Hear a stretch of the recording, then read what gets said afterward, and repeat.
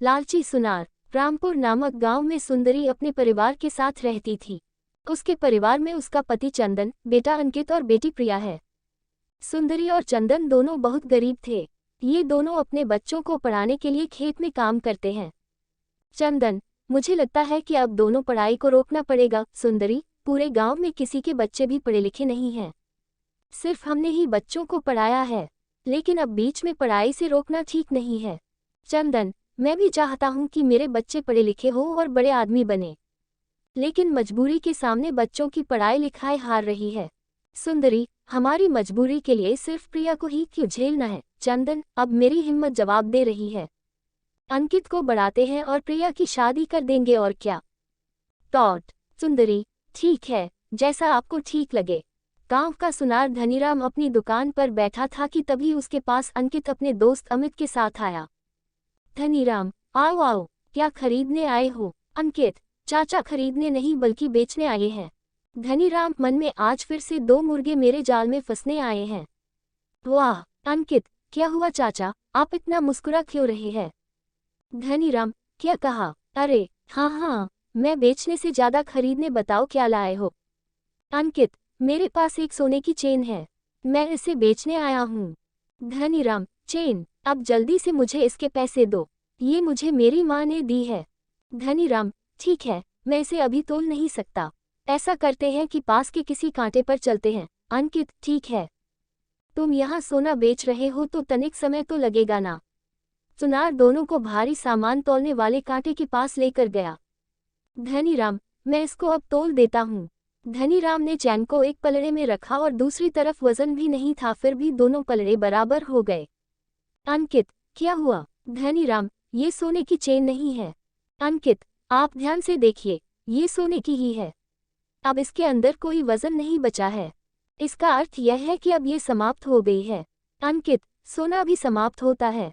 धनीराम, हाँ, जो भी चीज बनी है उसको खत्म तो होना ही है, लेकिन तुम अपना दिल छोटा मत करो, मैं तुम्हें 100 रुपये दे देता हूँ। वैसे ये मेरे किसी काम की नहीं है। अंकित, हम पढ़ाई लिखाई करते हैं, लेकिन हमने कभी नहीं पढ़ा कि सोने का वजन कम हो जाता है। धनीराम, तुम किताबें पढ़ते हो, लेकिन ये हमारा खानदानी काम है। अंकित, ठीक है। धनीराम मन में इसका मतलब मेरे पान से सीधे पड़ गए, बेचारे मेरे काबू में आ ही गए। उद्धरण चिन्ह। धनीराम ने 25,000 रुपीज का माल 100 रुपीज में खरीद लिया। अंकित, पिताजी, वो सोने की चेन जो सुनार को बेचने के लिए दी थी, उसका सुनार ने उसके ये 100 रुपीज दिए हैं। चंदन, क्या वो बेईमान धनीराम पूरी सोने की चेन ठग गया? अंकित, चलिए पिताजी, पुलिस को बुलाते हैं, उन्हें सब बता देंगे। चंदन, नहीं बेटा, इससे पहले कई लोगों ने शिकायत की, लेकिन बिना सबूत के कोई फायदा नहीं। वो बेईमान धनीराम बच निकलता है। अगले दिन सुबह को अंकित के पिता ने उससे कहा, चंदन, अंकित, मैं आज तुम्हारा दाखिला शहर के किसी कॉलेज में करा देता हूँ। अंकित, पापा, लेकिन इतने पैसे कहाँ से आएंगे? चंदन, तुम्हारी माँ ने अपने सारे गहने धनीराम के पास गिरवी रख दिए हैं। जब तुम पढ़ाई कर लोगे या हमारे पास पैसे हो जाएंगे, हम वो वापस लाकर प्रिया की शादी करा देंगे। सुंदरी, बेटा, कोई और चारा नहीं था, तुम पढ़ाई पर ध्यान देना, इसके अलावा तुम्हें कुछ भी नहीं सोचना है। अंकित, ठीक है माँ। सुंदरी, अंकित शहर में पढ़ने चला गया और उसने प्रिया का प्राइवेट दाखिला करा दिया। प्रिया की तैयारी भी सही चल रही थी। कुछ साल बाद, चंदन, हमारे पास कुछ पैसे आ गए हैं, अब हमें धनीराम से गहने छुड़ा लेने चाहिए।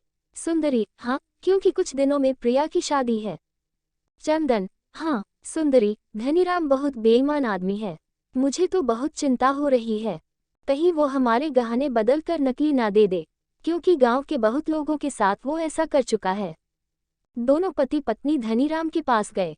धनीराम, आए आए, और बताइए आज क्या बेचने आए हो?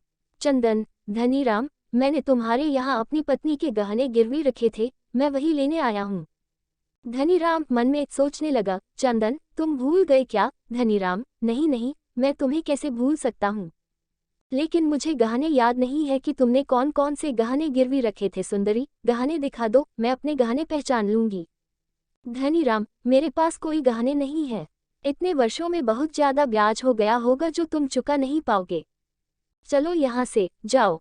चंदन, धनीराम, तुम्हारे पास पैसे की कोई कमी नहीं है, लेकिन मैं एक गरीब पिता हूँ और तुम्हारे आगे हाथ जोड़ता हूँ, मेरी बेटी की शादी है, तुम मुझे गहने वापस कर दो। धनीराम, चलो यहाँ से जाओ, मेरे पास कोई गहना नहीं है। एक बार कह दिया, समझ नहीं आता क्या? चंदन, मैं गरीब बाप हूँ, मुझे अपनी बेटी की शादी करनी है। धनीराम, हाँ हाँ, जाओ जाओ। मेरी बेटी की भी शादी है। धनीराम ने चंदन और सुंदरी को बिना गहने दिए हुए ही भगा दिया। अब हम अपनी बिटिया की शादी कैसे करेंगे? कुछ समझ नहीं आ रहा। इस बेईमान सेठ को हम गरीबों को लूटकर क्या सुकून मिलता है? सुंदरी, आप परेशान मत होइए, भगवान सब ठीक करेंगे। धनीराम अपनी बेटी के विवाह से एक दिन पहले सारे गांव को दावत पर बुलाता है। सभी लोग अच्छा खाना खाने जाते हैं। सब कुछ अच्छे से चल रहा था, लेकिन तभी वहां 3 गाड़ियां आकर रुकी। सभी हैरान हो गए। धनीराम, कौन आया है? कौन है? सामने कुछ पुलिस वाले और अधिकारी थे, जिसमें अंकित भी था। धनीराम, अरे अंकित बेटा, तुम इतनी सारी पुलिस के साथ क्यों आए हो? तुमने ऐसा कौन सा गुनाह किया है जो पुलिस वाले तुमको पकड़ रहे हैं? अंकित, धनीराम, अपनी जुबान संभाल कर बात कर और मुझे साहब कहकर बोल, क्योंकि मैं एक आयकर विभाग अधिकारी हूँ। धनीराम, क्या तुम ये सब? अंकित, तूने मेरे बाप के साथ साथ ना जाने कितनों को ठगा है। मैं आज तेरा हिसाब करने आया हूँ। धनीराम, देखिए साहब, मेरी बेटी की शादी है, अभी ऐसा मत कीजिए। अंकित, मैं तुमसे कोई निजी दुश्मनी नहीं निकल रहा हूँ, बल्कि कानून के बारे में तुमसे बात कर रहा हूँ। आज तुम्हारे सारे काले चिट्ठों का हिसाब होगा। धनीराम, मुझे माफ कर दीजिए, मैं तुम्हारे आगे हाथ जोड़ता हूँ, मैं तुम्हारे पैर पड़ता हूँ। मैं कुछ नहीं करूँगा और सभी का धन वापस कर दूंगा।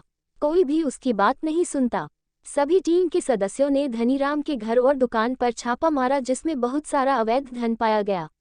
अंकित ने धनीराम की बेटी की शादी कराई और फिर अपनी बहन की शादी भी धूमधाम से करा दी। धनीराम को सबक मिल चुका था। ये तो आपने सुना ही होगा कि जैसा हम दूसरों के साथ करते हैं, वैसा ही हमें मिलता है।